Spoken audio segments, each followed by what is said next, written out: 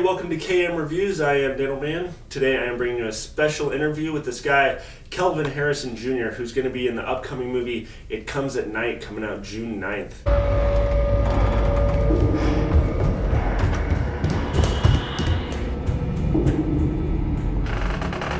The door was already open when you got there. Yeah.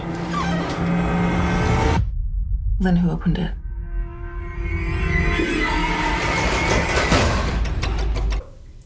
To begin with, I saw the trailer to this movie, and it looked pretty freaky, but also kind of mysterious, so it's kind of hard to tell exactly what's going on. So what can you tell us, without spoiling anything, kind of what this movie is about and what your character's role is in it? So, the movie is partially based on this painting like that we saw in the teaser trailer by Peter Rogel about death and pretty much how more people die at the hand of another man than a natural death, right? So Trey saw this painting and he went from there, and it's also about his dad and how he died from cancer. So it's really more about family and growing up, and it's really like more of a coming of age story for Travis, starting from being a kid that's kind of sheltered and relying on his parents and everything that they say morally and just everything, and kind of branching away from that and coming into his own. So it's about death. It's about fear of death. It's about life. It's about growing up. It's about a lot of things. Yeah, it's mostly about family, though. Okay, so which characters in this movie are your parents? So Joel Edgerton, who plays Paul, is my dad, and Carmine Joko, who plays Sarah, is my mom. Okay, cool. So how did you come about getting this role? Did they see your work and did they just offer it to you, or did you have to go through the standard audition process? Or how did that? I went through the standard audition process. I got the material and I taped for it, and then I heard nothing. I went to Budapest in Hungary to film Dee-Rees's film Mudbound, and on the flight there they sent me the script. So I read the script. I cried like a baby. And then I got off and I said, please let me Skype Trey. I want to Skype Trey. I just want to talk to him about it and see if we can go from there. Trey was obviously interested at this point. And Trey is the director? I'm sorry? Trey's the director? Trey's the director. Trey Overschultz is the director, yes. And we Skyped, and he's literally like, we were on Skype, so he was like, this is Trey on Skype. Yeah, so that was great. Let's just try it again. So pretty much that's what we did, and then I got a call, 3 days later, that he wanted me to do the movie, and that was that. Well, that's awesome, man. So this Mudbound movie, that's another one that's going to be coming out pretty soon, or? I don't know if it's on Netflix yet, but it premiered at Sundance. It did really well this year, and it's going to be on Netflix at some point if it's not there already. Okay, cool. And so you said you cried like a baby. Is that because it was emotional, or because you were excited that you just got a script of this magnitude, or? It was because it was emotional. So much happens in this movie. To me, it's like, when I read it, I was like, this is a drama that has horror elements to it. You know what I mean? People are calling it more of like a psychological horror film than just like a slasher, okay, or one of those type of blood gushing kind of like thing. It's not. I don't think it's. So it doesn't really. It can be, but it's not. so it doesn't really have the standard cliche horror things. It's more of a thriller that has scary elements to it. Exactly. It's more of a thriller to me. But like I said, because of that tight-knit family dynamic, and because of it's really, I'm playing like a version of Trey. My character's kind of representing Trey with his family and his dad and that relationship. And there's a lot of symbolism in the movie, and a lot of nightmares, and a lot of it can be scary. But for me, reading it, looking at it from my character's perspective, it was really heartbreaking. Okay, cool. So you mentioned the director Trey. Working on as many projects as you have, how would you say he is different compared to other directors? Like, what makes him unique as a director? Trey, first of all, he's so young. Oh my God, he was 27 when he did the movie. I'm 22, and I was 22 when I did the movie. And it was just like we were like brothers, pretty much. Like Trey was like my big brother, and then it was just so much fun because it's easier to talk to him. I got to hang out with him a lot, and his girlfriend, and his mom, and it was just like we were family. And like his some of the other producers that produced Krisha with him were also like in his age, so like we would all hang out and we just felt like, and they grew up together.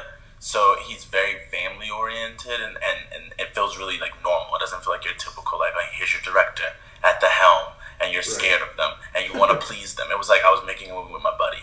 You know what I mean? So that was really cool. And because he's such a visual director. Working with Trey, it's more like, okay, here's this beautiful composition that he's creating in this film, and these shots, and he doesn't do a lot of coverage. It's usually like we'll do probably a few takes, one side of the coverage, right? And he might just like pan up or something like that and push in, and it's like I'm used to getting like tons of coverage. Oh, we're gonna do it from here. We're gonna do a medium, and we're gonna do a close up, and all this stuff, and we're doing none of that with Trey. So it was like it's like you start to learn as an actor how to put yourself and how to just be a part of the composition and enhance that instead of it being like, oh, well, this is my time. This is about me. And it's like, it's about the bigger picture. It's about the story. It's about the moment. You know what I mean? Okay. And that's what's so exciting with Trey. Okay, so if you weren't doing too much coverage, like a million takes from a million different angles, did you guys film this movie pretty quick then? We filmed it in 5 weeks, which Okay. is pretty quick. But honestly, most indies you'll film it in 5 weeks. Right, yeah, that's true. Another movie that I did, and I think we were supposed to shoot for 5 weeks, and we had tons of stuff to shoot. The thing about this one was, it's not that many scenes, there's not that much stuff going on, but and it takes place in one location, so it's easier to kind of. It was easier to shoot in that time span with everything that happened in the movie because we're like in the house the whole movie pretty much. Right, okay. Yeah. So on set, what would you say was your best day on set and your worst day on set? Well, there was one day that they brought chocolate cupcakes. That if you ask anyone, you'll know that I don't eat lunch. I eat cupcakes or cake for lunch because that's the only thing that makes me happy right now. But I don't know. Everyone's like getting grossed out by the scene with me and Riley. Is that the one where like the goop's dripping on your face? Yeah. If they're sick, then I am too. That might have been my favorite day. Okay. And It was fun. It was fun because at first of all, it tastes like king cake, and I don't know if anyone that's from New Orleans knows that king cake is amazing. And then Riley, I mean, right? You're like, wait, I think we need to do another take. That was probably one of my best favorite days. Well, the hardest day was like there's a lot of heavy lifting and a lot of walking around in the woods. There's a lot of like doing procedural things too, like cutting wood and chopping wood. And that stuff is just hard and it's tiring. And I don't like the woods. I loved Woodstock, but I'm not a fan of the woods. Right. And we had to wear these long socks because of ticks and stuff like that, and that's just not my jam. Okay. So if this whole situation that's going on in this movie was happening in real life, like if you found yourself in the situation, how do you think you as a person yourself would act as opposed to the way your character acts in this movie? Like what would you do in this situation?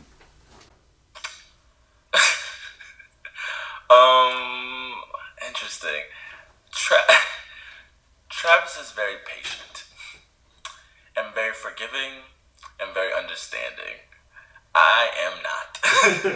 That I would probably be more like my dad in the movie. If you were to see it, I'd be definitely like more like my dad. I'd be freaking out, panicking, very aggressive, and I just wouldn't be able to tolerate it. I probably would have died immediately. Okay. So, yeah. Okay. So you were talking about how Trey is like family and stuff, and he was kind of your age. But Joel Edgerton's obviously a little bit older. Did he kind of steer clear of you guys, or was it like everybody on set was like one big family? Did he hang out with you guys too? It's really interesting because we did a lot of stuff in the movie. Like from the get-go, everyone was really excited about the project. Everyone was excited about the script and working with Trey. So we were trying to throw in as much as we can and contribute and collaborate as much as we can. So no one was really kind of avoiding each other.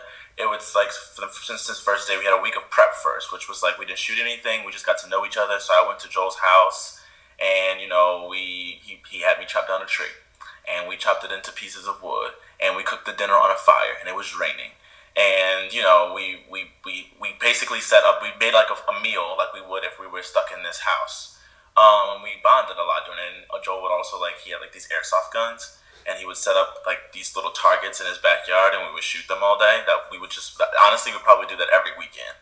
And then Carmen would come over, and she would we all eat dinner together, and I would go grocery shopping with Carmen, and we'd go hiking together. We'd go to the water hole together. You know what I mean? We did a lot of family stuff. And on set, I have so many videos. He likes to balance things on his nose. Joel would take an umbrella or something. And he tried to teach me how to. I can't do it, but Joel does it really well. He does it with flowers. He does it. He's really funny, honestly. He's a comedian. He's always making jokes, always laughing, even when someone else is serious. That's awesome. But he's such a pro that it's he can go from that to this, this. He's honestly so amazing. He's so great. Speaking of other actors and stuff out there that you've seen on screen, what other actors inspire you? I love Tilda Swinton. I think she's a chameleon. She just transforms in everything she does, truly transforms, which I love so many other actors, but I admire when someone can actually pull that off. You know what I mean? That takes a level of skill and a level of actually being not so much in the focus as being your person isn't your product, it's your craft only. Right. I also love Cate Blanchett. I think she's amazing. Jeffrey Wright, who I worked with, he played my dad in this movie I did called Monster. He's amazing. Those are probably my three right now that I love. But I love so many people. Obviously, I love Viola Davis. Yeah, there's a million. Denzel Washington. Everyone loves them. Right. Meryl, everyone loves her. Daniel Day. The list goes on. But those three are really interesting to me. Okay, so what would if you could pick any role out there right now, let's say this movie comes out and you're the next Leonardo DiCaprio, and they're just saying you can pick any script you want to do, what's your dream role? That's the number one question everyone keeps asking me, even my new agents. But I guess for me, I'm always saying that everything that I've done so far has been attributed to where I am in my life. That's how I've chosen the movies that I've done and not done. Because It Comes at Night was there were 4 movies I could have done, which were more teen movies. That would have been big, blockbustery teen things. Right. But it's more interesting. So it's it could be an action film. It could be, there's no specific dream role. It's just as long as it relates to where I am in my life currently, and it's interesting and it's good material, I'm here for it.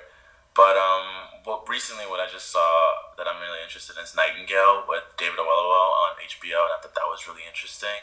So I'm developing a script right now, or looking for a script as well that kind of mirrors that world. Okay. But I also just came across, someone sent me a script a few weeks ago that feels like a Girl Interrupted, but kind of like the male version. It's Girl Interrupted meets Clockwork Orange meets Requiem for a Dream meets Set It Off. Okay. So it's really interesting, but I'm attached to do that movie now, and so we'll see what happens. But so that's ideally kind of where I want to live. So if in you this kind of strange and dark arena. So if you kind of pick your roles based on where you're at, where are you in your life right now that made you want to be in It Comes at Night? It Comes at Night. For me, it was when I chose that script, I just moved. Well, I was in the process of trying to move to LA. And I was growing up. I lived with my parents in New Orleans, and I did Birth of a Nation, all that other stuff. I was still at home, and I would just travel away. And It Comes at Night was that transitioning moment of okay, I'm gonna be an adult, but I branched on and so tight to what my parents had instilled in me. So it's anything they said went. You know what I mean? I was that they almost, who they were was who I am, and I couldn't make decisions for myself. So with Travis, it was kind of similar, and he had to kind of learn to grow up outside of his parents, and become his own man. And I guess that's where I was in my life. So I really understood it, and Okay. that's what made me want to do it. I felt for it. Okay, well that's awesome. So obviously you love acting. What would you do if hypothetically speaking, you could not act anymore. What other job would you want to do if you couldn't act? Like, would you want to direct or write, or if it would it be something completely out of the movie industry altogether? Well, I do eventually want to. I'm writing now, but I mean, well, I don't know if that's gonna come out really soon. But writing, I would like to do that more. Directing, obviously, I would like to do that at some point. Producing, I'm working and dabbling in. But outside of that, I started my roots are music because I'm from New Orleans. My parents are musicians. I play piano and trumpet. Okay. So, if all fails, I would probably go back to music. But I also say I'm going to go to school and like major in biology, and then go to med school. So. Oh wow, that's cool. That's pretty. That would be fun too. That'd be awesome, man. So, speaking of coming from New Orleans and stuff, can you kind of tell everybody watching that maybe is thinking about acting or they're in the process of trying to maybe get where you're at, kind of how you went from being just your average Joe kid in New Orleans to getting into acting to, what was your process from deciding I want to be an actor and going for it and kind of the roles you've taken, how you've made those decisions, and etc. Yeah. So like I said, I started in music, and it was like the transitioning point was like, okay, Dad, let me do a musical in high school. So I did a musical, and it was like my balance of like, okay, I'm gonna do music, and I'm gonna get to act. So then that happened, and then one of the producers from like a Nickelodeon show came and saw one of the shows that I did, and they were like, oh, you should audition for our show. You'd be great. And I was like, okay, cool. So then I found out about Actors Access, and I found out about all this stuff. And that got me into trying to find an agent. So then I found, my agent online and in New Orleans. And they started submitting me to things, and one of the first auditions I got, one of the first auditions that I actually went to, I was in this game. And we did like 5 auditions for that movie. And then I got it, and I got for an extra role, but then I got upgraded to a day player or a principal player, or whatever you want to call it. But because of the way the movie worked, I was there for like 5 months. Oh, okay. So I got to meet all these amazing kids like Asa Butterfield, who's amazing, Haley Steinfeld, Abigail Breslin, Kylan Rambo, Aramis Knight, the list goes on. And then I also got to talk to people like Viola Davis and Harrison Ford, and they would kind of like instill this knowledge in me about what acting is and the craft of acting, and that it's not about whatever I thought it was, which is like just having fun and making characters and being silly, or you know what I mean. It's truly about telling the truth. And once I understood that, that's when I started enrolling myself into class, and I met my teacher, who's Daniel Dupont, who was one of my acting coaches when I was there, and then eventually Jim Gleason, and I started studying a little bit more, and that's how I kind of got involved. But it was mostly Google. How do I do this?